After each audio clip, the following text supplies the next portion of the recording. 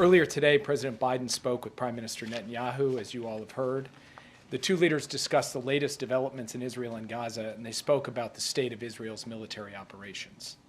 The president emphasized his bone-deep commitment to ensuring the long-term security of Israel, and he affirmed, as he did in the State of the Union, that Israel has a right to go after Hamas, the perpetrators of the worst massacre of the Jewish people since the Holocaust. More innocent civilians have died in this conflict, in this military operation, than in all of the wars in Gaza combined, including thousands of children.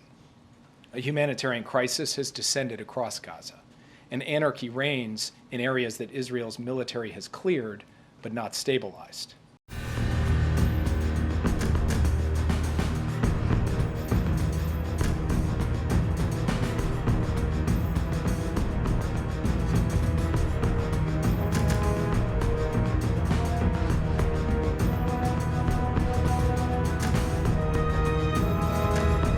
The President told the Prime Minister again today that we share the goal of defeating Hamas, but we just believe you need a coherent and sustainable strategy to make that happen.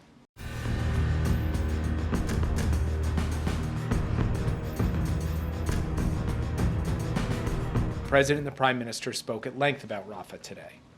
The President explained why he is so deeply concerned about the prospect of Israel conducting major military operations in Rafah of the kind it conducted in Gaza City and Khan Yunis. First, more than 1 million people have taken refuge in Rafah. They went from Gaza City to Khan Yunis and then to Rafah. And they have nowhere else to go. Gaza's other major cities have largely been destroyed. And Israel has not presented us or the world with a plan for how or where they would safely move those civilians, let alone feed and house them and ensure access to basic things like sanitation. But a major ground operation there would be a mistake. It would lead to more innocent civilian deaths, worsen the already dire humanitarian crisis, deepen the anarchy in Gaza, and further isolate Israel internationally.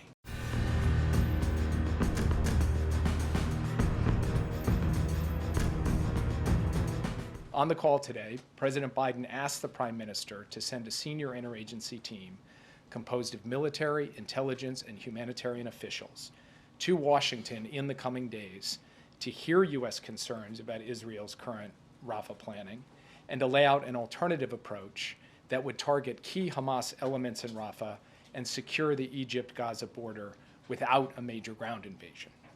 The Prime Minister agreed that he would send a team. Obviously, he has his own point of view on a Rafah operation, but he agreed that he would send a team to Washington to have this discussion and have this engagement.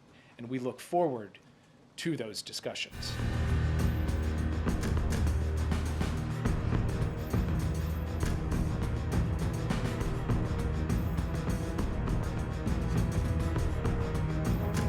So far, this deal has been more elusive than we would have hoped, but we will keep pressing because we regard this as an urgent priority. As I've said before, Hamas could, of course, end this crisis tomorrow if it chose to do so.